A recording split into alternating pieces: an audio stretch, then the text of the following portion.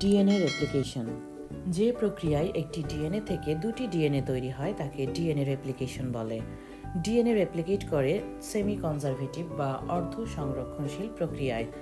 আমরা জানি ডিএনএ হচ্ছে ঘুরানো সিঁড়ির মতো ডাবল হেলিক্স বা দ্বিসূত্রক স্ট্রাকচার, যার প্রতিটি স্ট্র্যান্ড বা সূত্রে 4 ধরনের নাইট্রোজেন বেইজ থাকে। এগুলো হচ্ছে অ্যাডেনিন, গুয়ানিন, সাইটোসিন এবং থাইমিন। ডিএনএ স্ট্র্যান্ড দুটি কিন্তু কমপ্লিমেন্টারি বা পরিপূরক, অর্থাৎ একটি স্ট্র্যান্ডে টি থাকলে অন্যটিতে টি এর পরিপূরক হিসেবে এ থাকে, আবার একটি স্ট্র্যান্ডে সি থাকলে অন্যটিতে থাকে জি। প্রতিটি স্ট্র্যান্ডের দুই প্রান্তে থাকে 5 প্রাইম এবং 3 প্রাইম।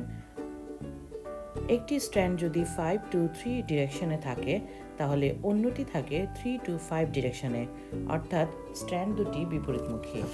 ডিএনএ রেপ্লিকেশনের প্রথম ধাপই হচ্ছে এর স্ট্র্যান্ড দুটি পরস্পর থেকে সেপারেট হয়ে যায়, আর এই কাজটি করে দেয় হেলিকেজ নামক এনজাইম। ডিএনএর স্ট্র্যান্ড দুটি সেপারেট হয়ে গেলে তৈরি হয় ওয়াই শেপড রেপ্লিকেশন ফর্ক। এখন আলাদা হয়ে যাওয়া এই স্ট্র্যান্ড দুটি অ্যাকচুয়ালি নতুন দুটি ডিএনএ তৈরির টেমপ্লেট হিসেবে কাজ করে। টেমপ্লেট হচ্ছে সেটি যার কমপ্লিমেন্টারি নতুন স্ট্র্যান্ড তৈরি হবে। এইবার প্রাইমেজ নামক এনজাইম আসে একটি আরএনএ প্রাইমার তৈরি করে দেওয়ার জন্য। এই প্রাইমার থেকেই নতুন ডিএনএ তৈরির সূচনা হয়। এরপর ডিএনএ পলিমারেজ এনজাইম এসে এই প্রাইমারের সাথে যুক্ত হয় এবং ডিএনএর নতুন স্ট্র্যান্ড তৈরির জন্য প্রয়োজনীয় নিউক্লিওটাইডগুলোকে সংযুক্ত করতে থাকে।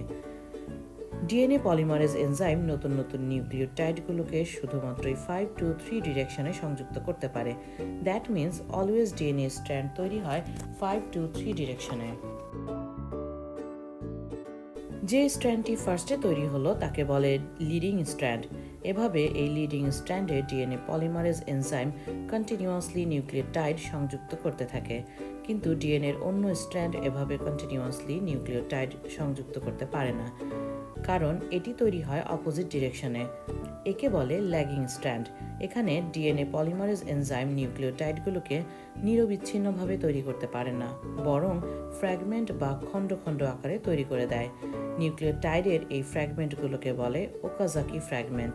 বিজ্ঞানী ওকাজাকির নাম অনুসারে এই নামকরণ। প্রতিটি ফ্র্যাগমেন্ট বা খণ্ডই তৈরি হয় এক একটি আরএনএ প্রাইমার দিয়ে। তারপর ডিএনএ পলিমারেজ এই প্রাইমারের সাথে যুক্ত হয়ে নিউক্লিওটাইড তৈরি করতে থাকে 5 to 3 ডিরেকশনে। এভাবে প্রতিটি ওকাজাকি ফ্র্যাগমেন্ট তৈরিতে এক একটি প্রাইমার কাজ করে এবং এই প্রাইমারের সাথে ডিএনএ পলিমারেজ যুক্ত হয়েই ফ্র্যাগমেন্টগুলো তৈরি হয়।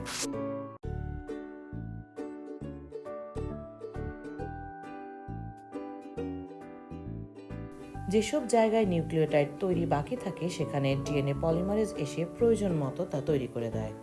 এভাবে নতুন স্ট্র্যান্ডের ফ্র্যাগমেন্টগুলো তৈরি হলে এক্সোনিউক্লিয়াস এনজাইম নতুন দুটি স্ট্র্যান্ড থেকেই আরএনএ প্রাইমারগুলোকে সরিয়ে দেয়, কারণ ডিএনএর মধ্যে কোনো আরএনএ থাকতে পারে না। এরপর প্রাইমারের খালি জায়গাগুলোতে ডিএনএ পলিমারেজ এসে ডিএনএ সংযুক্ত করে দেয়। ফাইনালি ডিএনএ লাইগেজ এনজাইম এসে সব ফ্র্যাগমেন্টগুলোকে জোড়া লাগিয়ে দেয়। দেন ডিএনএর কমপ্লিট দুটি নতুন স্ট্র্যান্ড তৈরি হয়ে যায়। এরপর এদের মধ্যে প্যাচও লেগে যায়। ডিএনএর এই রেপ্লিকেশন মেথডকে সেমিকনজারভেটিভ মেথড বলে, কেননা এখানে প্রতিটি ডিএনএতে একটা স্ট্র্যান্ড মাতৃ স্ট্র্যান্ড হিসেবে থেকে যায় এবং একটি স্ট্র্যান্ড নতুন করে তৈরি হয়।